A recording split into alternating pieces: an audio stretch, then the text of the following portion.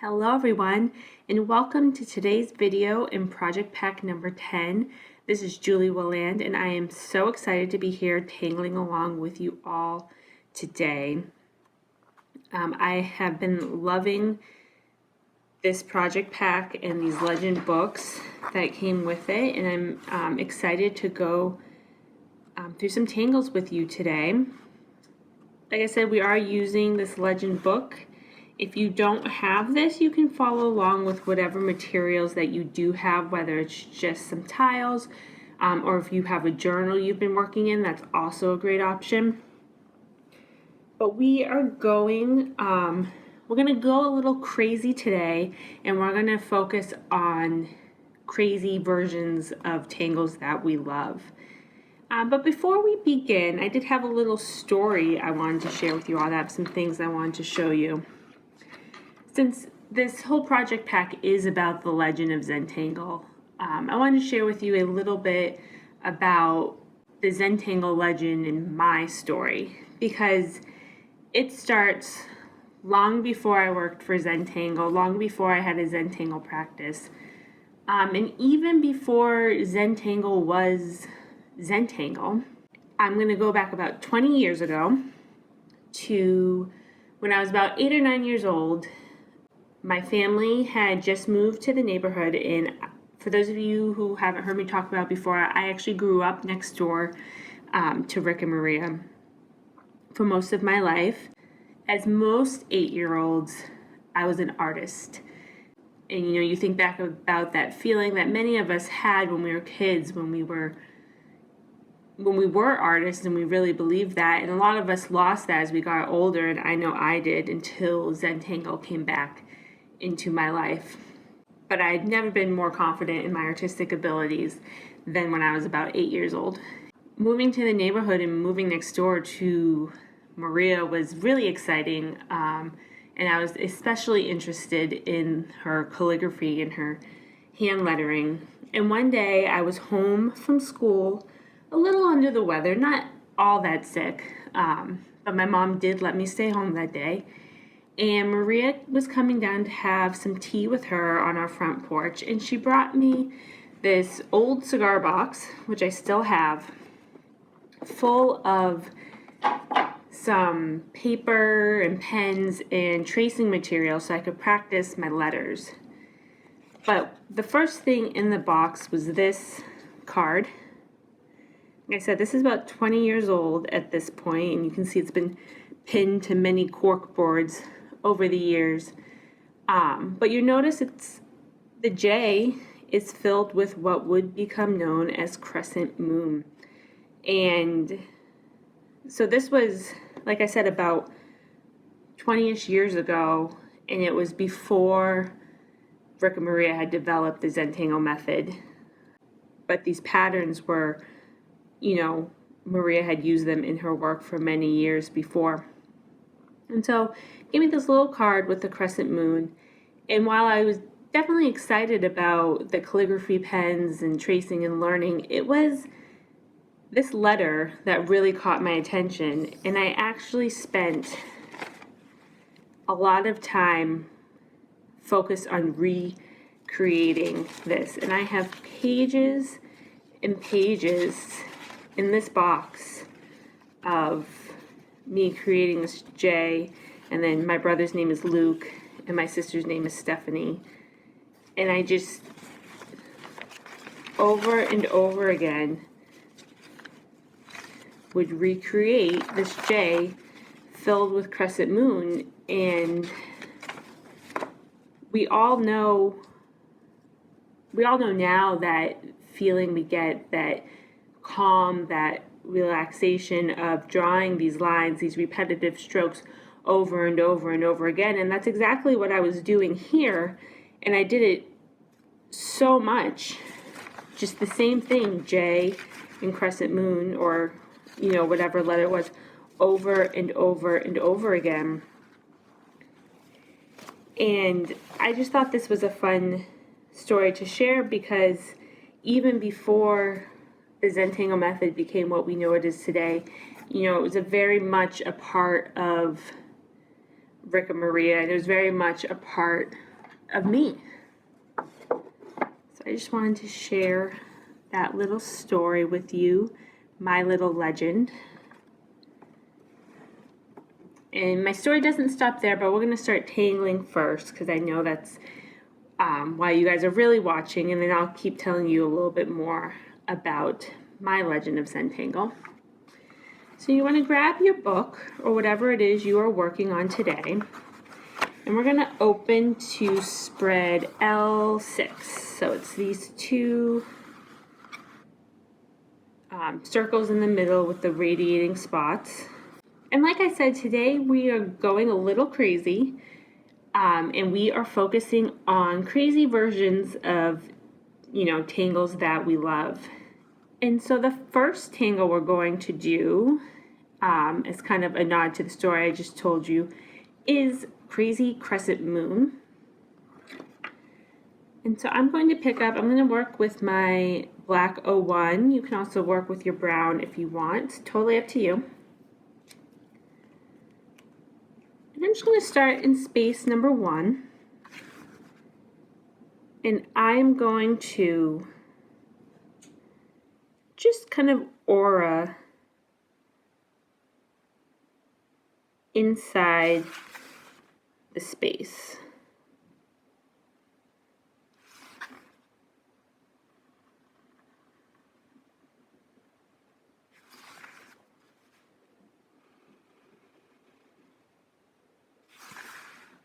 Just like that. And then I'm going to begin my crescent moon. Normally, when we draw a crescent moon, we draw little ladybug shapes all around the perimeter of the space that we're filling, all about the same size. Both Crazy Crescent Moon, we are going to use these little ladybug or half moon shapes, but they're all going to be kind of different sizes. Some might be fatter than others, some might be taller than others. There's really going to be no rhyme or reason to it whatsoever, because after all, this is Crazy Crescent Moon. So to begin, we're just going to draw. There's a ladybug shape we know and love. But then my next one, it's going to go like that. And then maybe a big fat one. Do one in the corner here and turn my book. I'm going to do a little tiny one. Maybe another little tiny one, and then a big one. Like I said, there's no rhyme or reason. I'm not working in any sort of pattern here. So you can just kind of do whatever feels right to you. And then after you have put your ladybug-like shapes all around the perimeter, we're going to go back just like in our original crescent moon, and we're going to aura these shapes.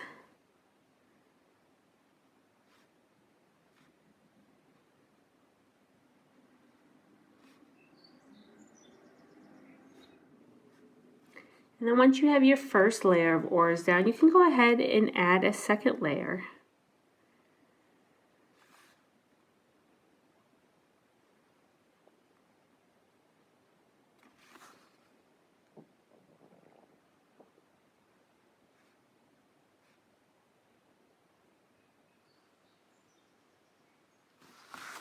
Remembering to turn your book as you go. I'm going to go ahead and I'm just going to put one more layer of auras down.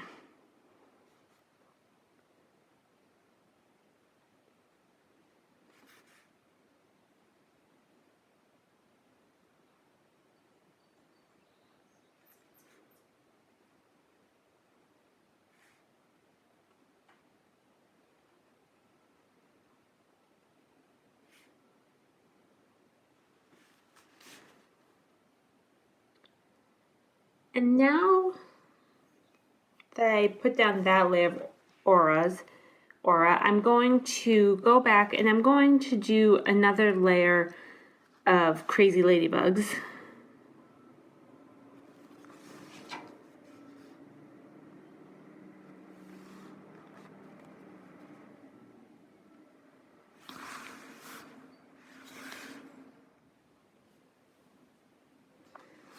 And once I have all my different crazy ladybugs down, I'm going to again add some auras.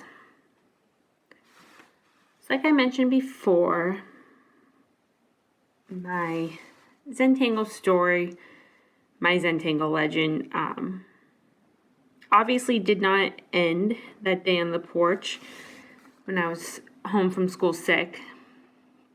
A few years later, when Rick and Maria did develop the Zentangle method, I was actually one of their first students.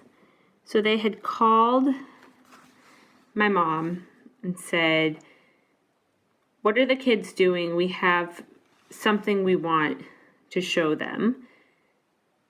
And so they came down to my house, and it was me, my brother, my sister, and my cousin who had been visiting from out of state at the time, and they gave us a Zentangle class. I was probably about 12 at the time.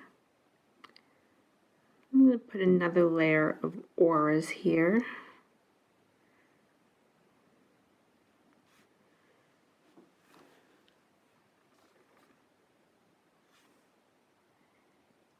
And maybe another little crazy ladybug.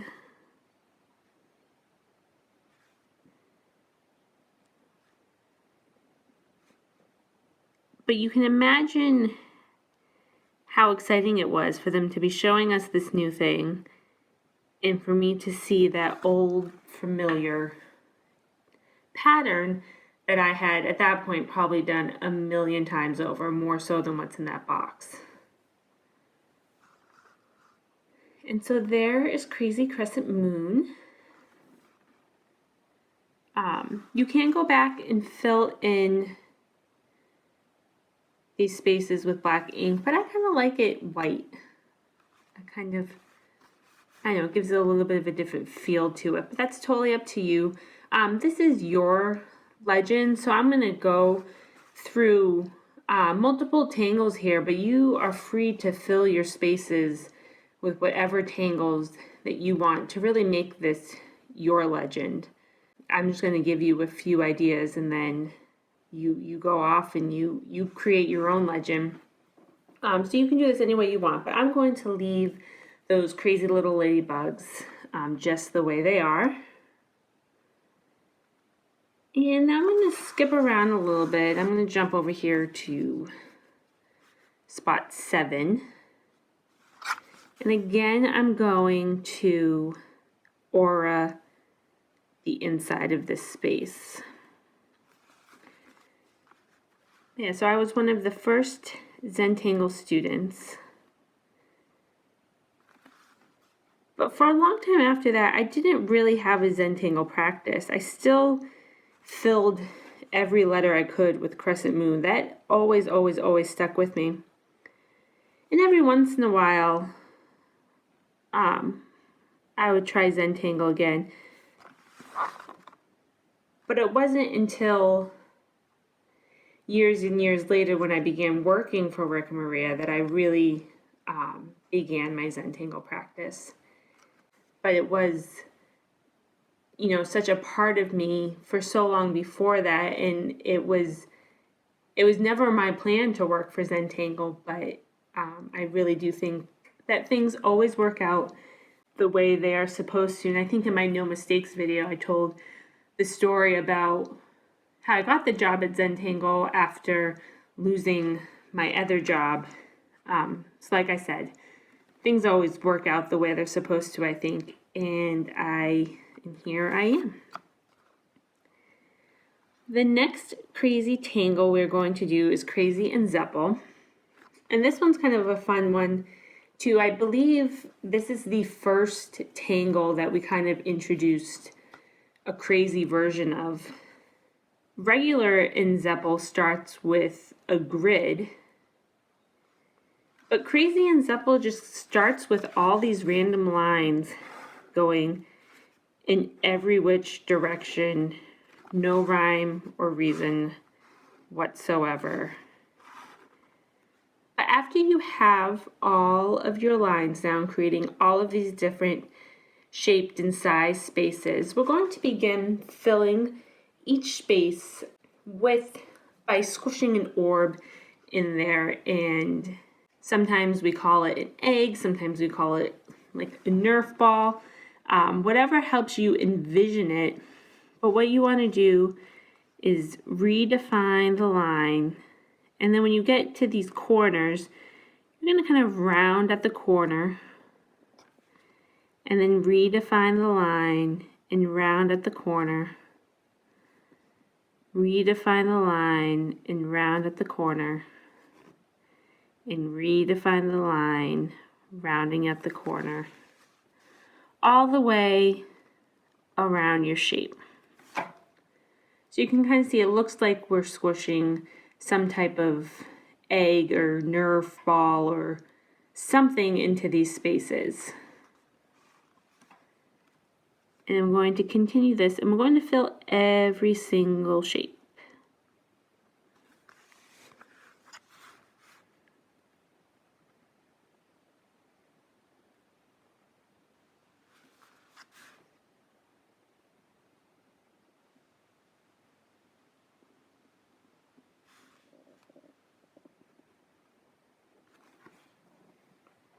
And there you have it, Crazy in Zeppel. That one's always a lot of fun. It adds a lot of texture to any of your tiles, whether you're doing Crazy in Zeppel or regular in Zeppel. But that is one of my favorites. Alright, so we've done Crazy Crescent Moon, Crazy in Zeppel. I'm going to go to another one of my favorites. I'm just going to jump over here. Use this space right here.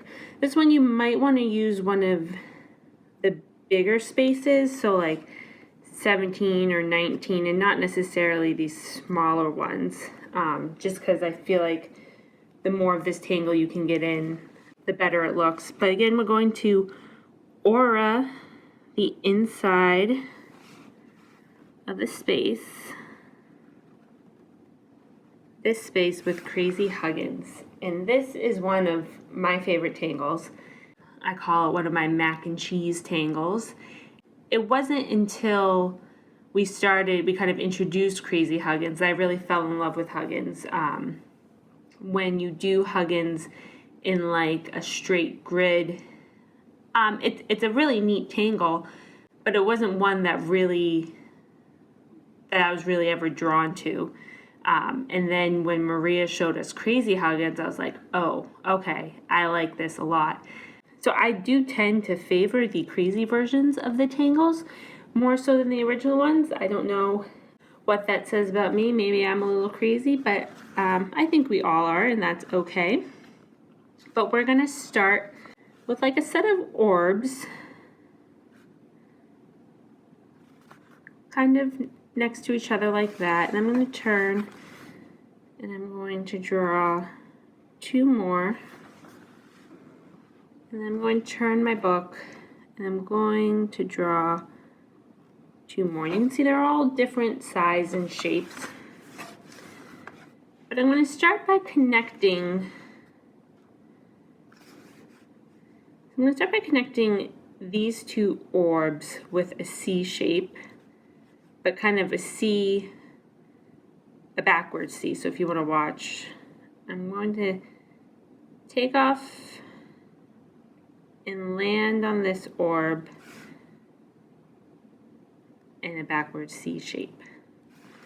And then I'm going to turn my tile. I'm going to skip this space and go directly to these two. And I'm going to do the same thing. I'm going to take off and land. And I'm going to turn my book, and I'm going to do the same thing to these two. I'm going to take off and land, kind of creating these old-fashioned telephones. And I always laugh because when we have tea time, and if Maria's showing some type of tangle that involves this shape, the comment is always made, oh, an old-fashioned telephone, and then because I'm the youngest person there, they all look at me and ask if I even remember when telephones look like that, and yes, I do. For the record, I do. But after we have our 3 little telephone shapes, I'm going to go to these 2 orbs, and I'm going to again take off and land, creating that C shape. Take off and land, creating that C shape. And again, take off and land, creating that C shape. So you can see how this is already a little crazier than normal Huggins, because we have like kind of a 3-sided Huggins instead of a 2. But I like to start my crazy Huggins like this, and then I start to branch off by just adding random orbs of random sizes and connecting them, just building off of each other. And that's how I like to do crazy Huggins. I've also seen it taught where you just put down a bunch of random orbs to start and start connecting them, and that's also a way to do it. But I like to kind of build off of each other, and sometimes I'll do these thin Huggins, and then sometimes we have a big fat one.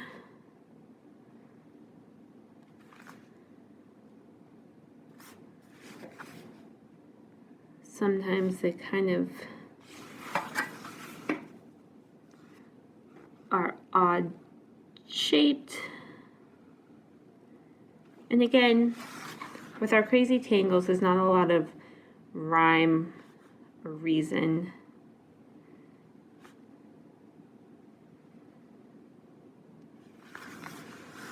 I'm just going to pretend here that there's like an orb over here, and I'm just going off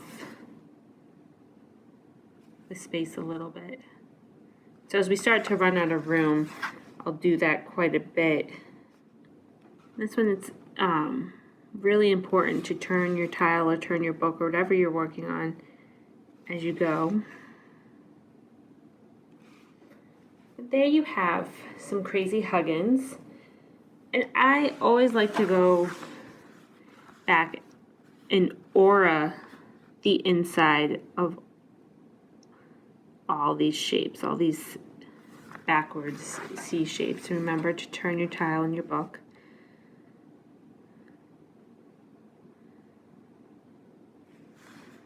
And Huggins, whether original Huggins or crazy Huggins, is one of my favorite tangles. I think because you're then left with this space inside to fill with another tangle if you want.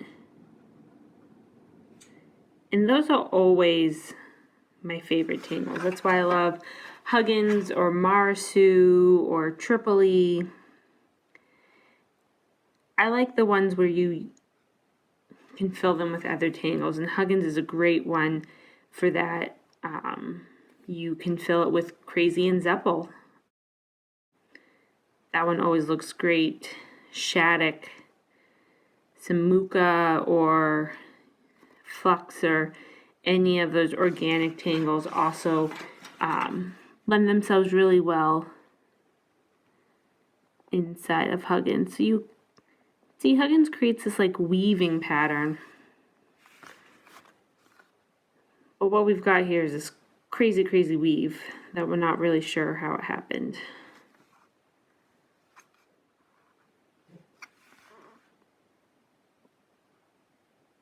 And there you go. Crazy Huggins. Oh, I forgot one. I forgot two.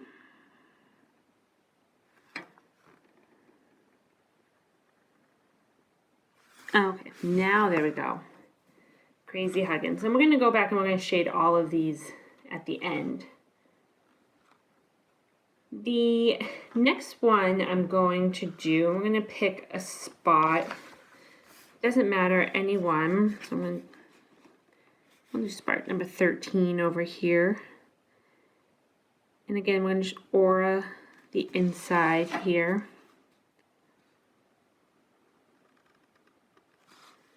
And you don't have to do the aura. I just like this little, I kind of like the effect it gives, especially when we go to shade. But it's totally up to you. This is your legend. This is your book. And we are going to do crazy floors.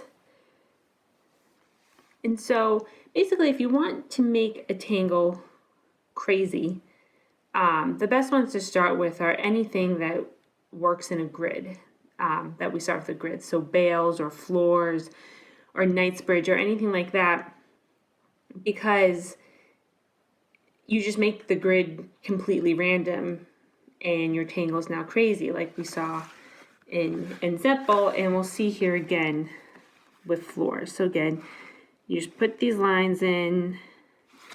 There's no rhyme or reason. Don't think about it. Don't try to make your spaces even. Takes all the fun out of it. And then once you have all your random lines down, I'm going to go back in floors, and you kind of make these diamond shapes right where the lines intersect. And then you're going to fill that in. And so you can also do that on the outside.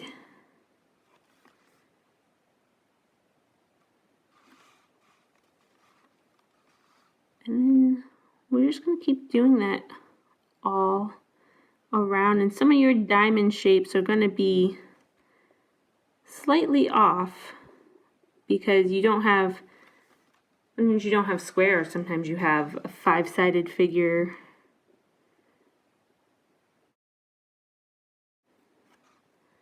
So it's okay if they're a little wonky, if they're a little crazy looking. That is the point.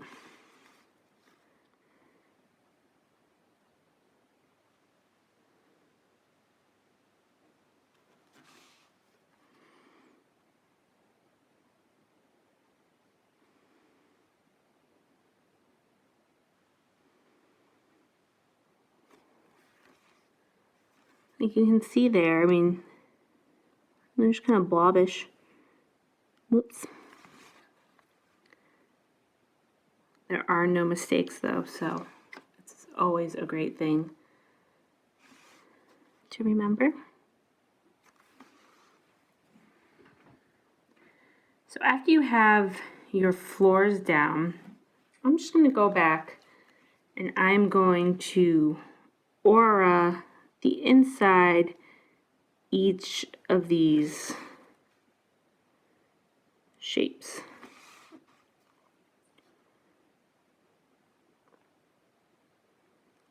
Just give it a little bit more dimension.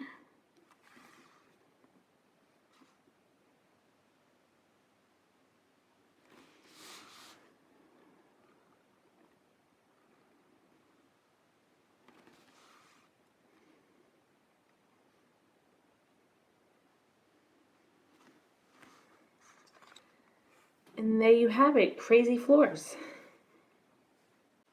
So one of the next ones we're going to do, I'm going to jump back over to this side of my spread. Again, I'm picking here a space that's one of the larger ones, so kind of in the corners here, not maybe the middle one, because like Huggins, we want just a little bit more room. And I'm going to aura the inside of my space.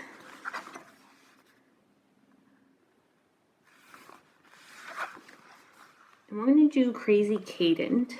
And this is another one where I didn't really fall in love with the tangle until I did it, the crazy version. So again, I don't know what that means about me, but I'm just gonna go with it. But Crazy Cadent can start a few different ways. And so I am going to start by putting an orb in the middle of my space. And then I'm going to put one north east, south, west, and some kind of in the middle of those. It doesn't have to be perfect. They all shouldn't be the same size. Again, remember, we really don't want them to be all the same. And now I'm going to connect my orbs with an S shape. And I'm going to connect all of these outside orbs to this middle orb. So I'm going to start and I'm going to take off, do an S shape, and land. And from this middle shape, this middle orb, I'm going to take off and land using an S shape. And I'm going to do that all around. Each time you see I'm redefining this middle orb, or whatever it is you're working on. And so once I have all of those connected, I'm going to then connect them on the outside. So again, I'm going to be using this S shape, and I'm going to take off and land.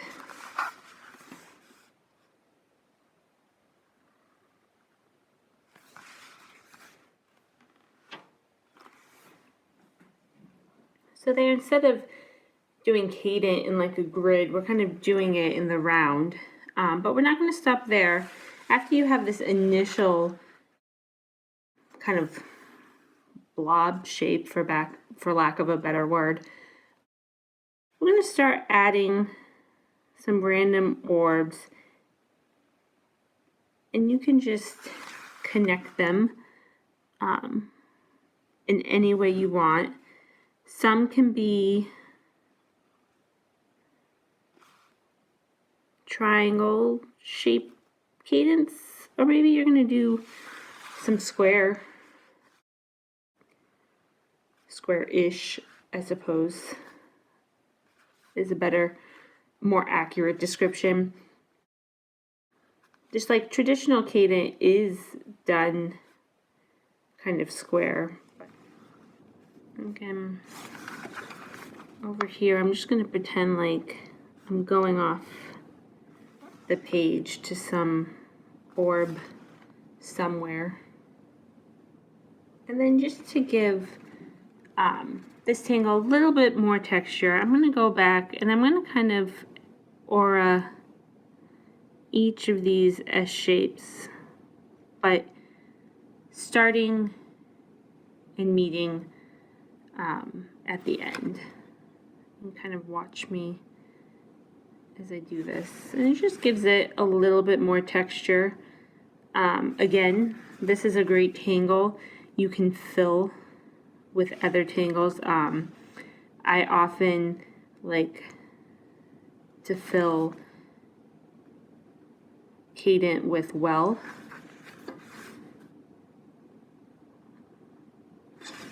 It's also fun to work with different fragments that you might use in Tripoli, especially when you have these triangular cadents.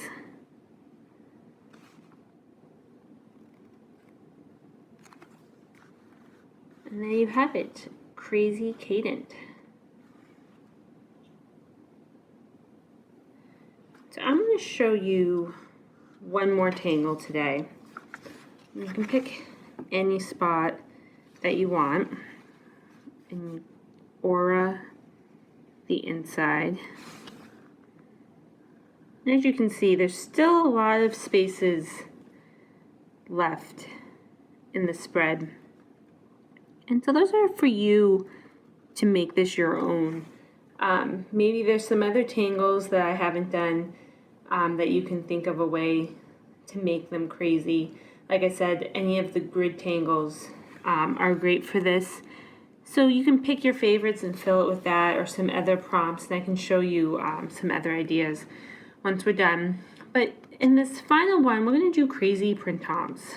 Crazy printemps, it's kind of funny because printemps is already like a random tangle to begin with.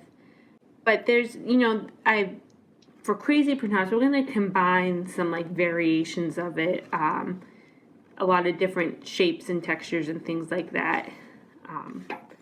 So I'm going to start in the middle of my space, and I'm going to do a spiral that's kind of more oblong than it is perfectly round. And then I'm going to add some weighting here.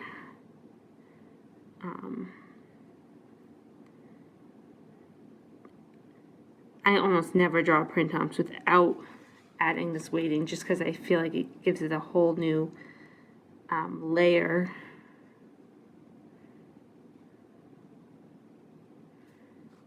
And then perhaps over here, I'll do another one again. These are kind of funny shaped print humps, and we'll add some weighting. And over here, instead of doing a round one, my print humps is going to be square.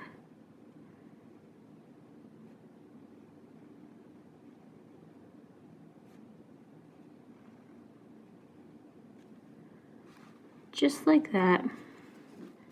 And in the corners is where I'm going to add my weighting.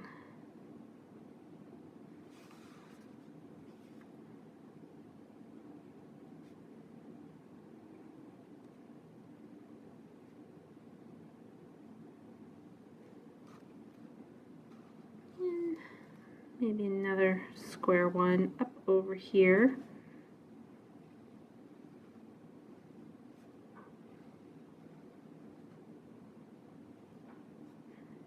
And again, in the corners is where I'm going to add my weighting. Add maybe another round one. Maybe this one is round like regular print humps. Maybe I won't add weighting to that one. And over here I'll add some little ones, little tightly wound print humps. They haven't really embraced the craziness yet. Like I said, they're a little tightly wound.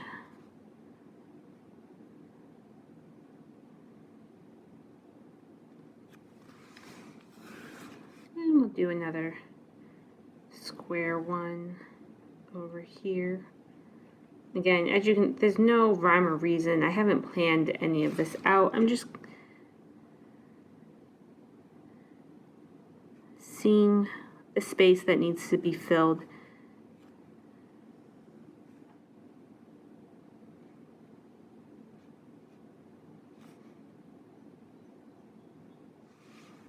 And there we go. We've got crazy print humps. So now we're going to put cap on our pen and pick up your pencil, and we're going to start shading. So I'm going to go back to the first one I did, my crazy crescent moon. And around this first layer of crazy ladybugs, no offense to all the ladybugs out there, I'm going to add some graphite to bring that layer to the top. I'm being a little light-handed with my graphite just because I don't want to oversaturate the area when I go back with my tortillon.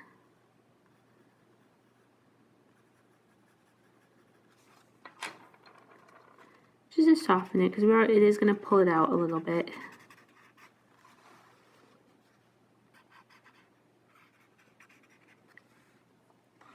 I'm going to go back in the middle here and add some, just give a little bit more, that second layer, some more depth and dimension. And then I'm going to add a little bit all around this outline that I put down.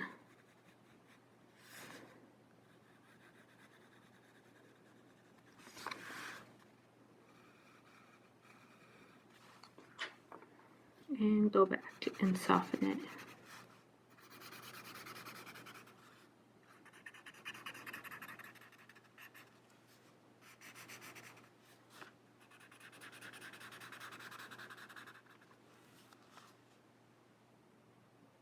And there, we have shaded our crazy crescent moon. Next we will go do the cadent. And there's a lot of different ways you can shade cadent as well. You can shade each individual little cadent, or you can shade kind of the whole piece. I'm going to add some graphite around my orbs.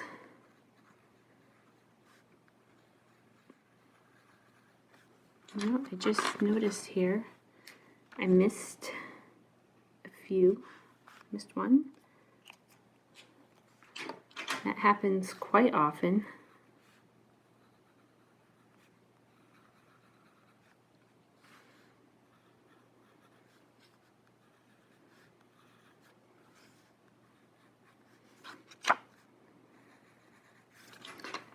And then I'm going to go back with my torch on. I'm going to soften it out, bringing it out.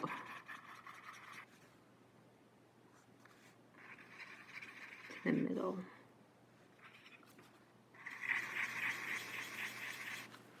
One thing I also like to do when I have kind of these shapes also twisting together, I'll go back with my micron and I'll add some like etch marks where all of those shapes are kind of twisting together.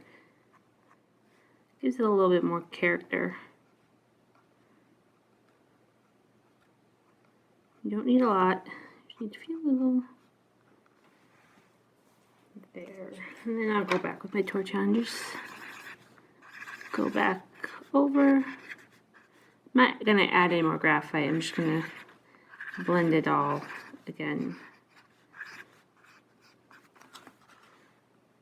And that's Crazy Cadent.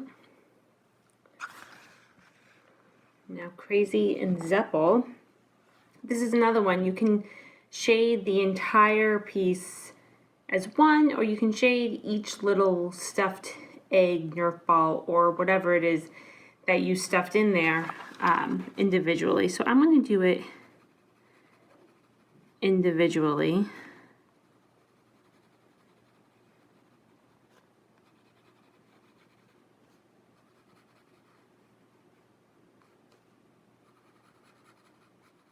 You can see I'm not adding graphite around the whole shape.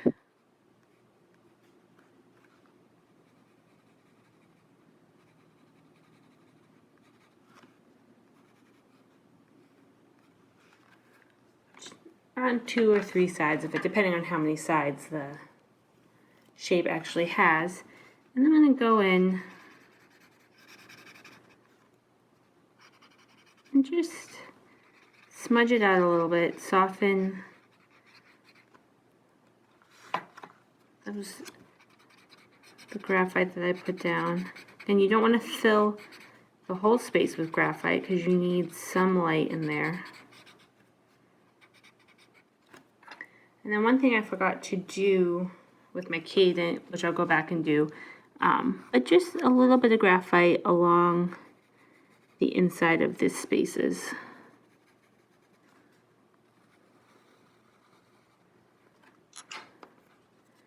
You can really see how shading gives everything an extra pop, some more dimension. So you really don't want to be afraid of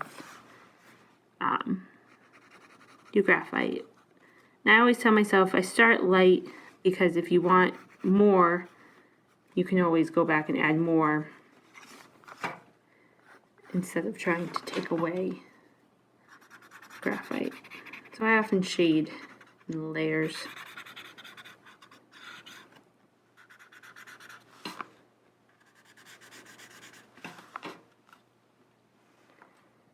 Right now we're going to shade our Crazy Huggins, and this one's fun because you do get that like weaving effect.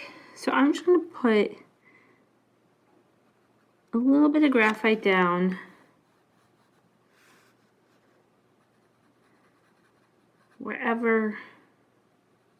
on the insides of my C shapes.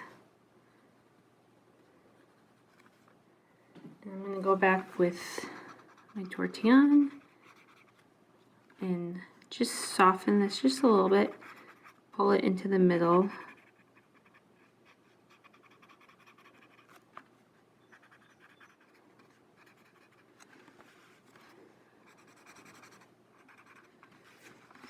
And as you can see, the shading really helps to give it that weaving that some of them are going underneath the others. And then again, we're going to do this outline.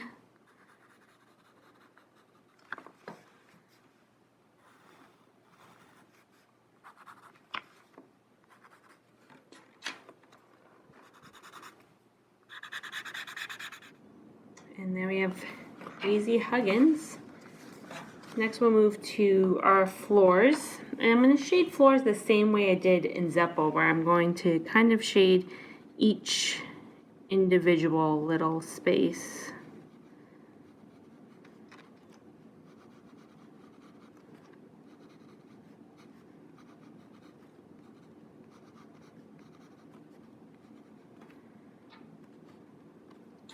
And then I'm going to soften that and spread it around with my tortillon.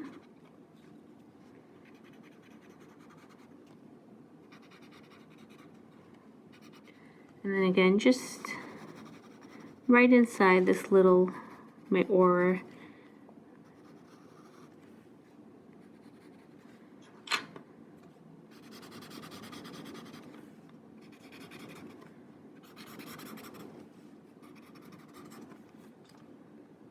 And then finally our Crazy Printemps. And this one I'm going to shade each printemps shape separately, starting with the first one I put down to really make that one come to the top. And then doing that to all the ones on the top, pushing the bottom ones down a little bit just to give it all some more depth. And the ones that kind of get pushed to the bottom, I'm not really going to shade a whole lot because I don't want to fill the entire space with graphite.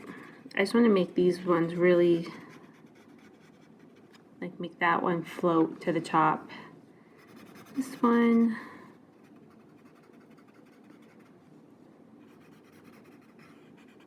make that one float.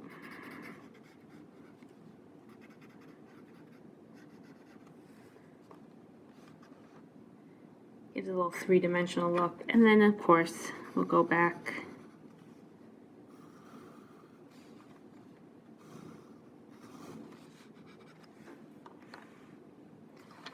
so there, we went through 6 different crazy tangles. We have a Crazy Crescent Moon, Crazy and Zeppel, Crazy Cadent, Crazy Printemps, Crazy Floors, and Crazy Huggins.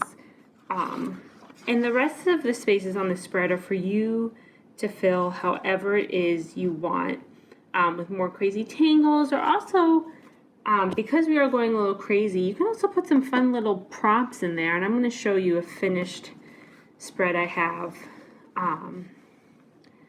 where like you see some of the tangles we just did. But then if you roll again. This one, jump to spread L10 and use tangle number 10 there. So, I haven't filled it yet, but whatever tangle we're going to put in there, that's the tangle you would use. Some bijouisms, a reminder to breathe, no mistakes. I put Hollyball in here. I thought this was fun because Hollyball is a crazy tangle. There's no rhyme or reason. You can't plan it out. There's, nothing really that you can do to make it crazier. So I threw it in there because I thought it was fun. We've got Crazy Well, Crazy Bales, our floors.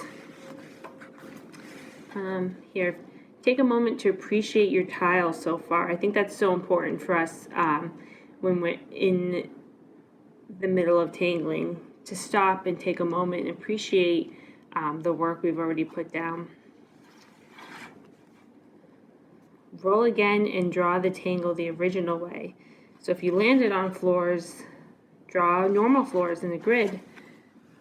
We have cadent here. Here's Crazy Tripoli, where my triangles that I put down with Tripoli are all different shapes and sizes, which was kind of fun. We've got printemps, come out of your shell. I thought this was appropriate for the crazy tangles because you're kind of stepping away from that original step out deconstruction that you're used to and doing things a little bit differently. We've got Crazy Night Bridge, a reminder to practice gratitude. What is something you're grateful for? And then Crazy Yinkit. So these are your books and your pages, and I invite you to fill them with whatever tangles you like, your favorite tangles. I really look forward to if you have some more tangles that you know how to make crazy. I want to see those. But yeah, I really can't wait to see what you guys create. And then before I end today's video, we're going to go to spread L9. And what these pages are for are to provide for you to fill with different prompts that not necessarily of tangles to use, but where and when and how you're tangling, or maybe what tools you're using. And so we're going to fill in a few of these ideas. In number one, we're going to say the weather's getting nicer, so why don't you go and tangle outside.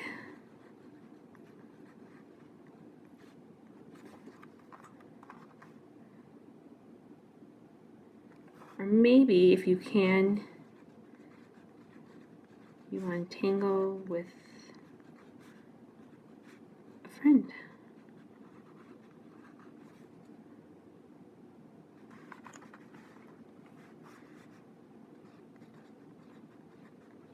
Choose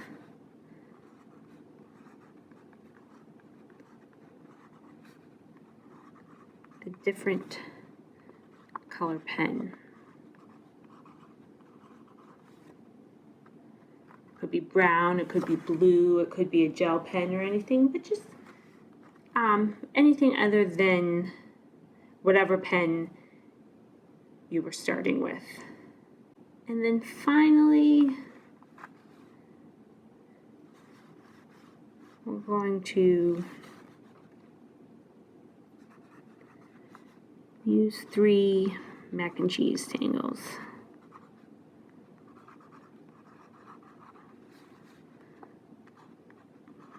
Whatever those might be for you. Mine would probably be Marisu, Crazy Huggins, and Hollywood. But there, so we're each going to offer some little prompts here in our videos, but if you want to fill your own, go for it.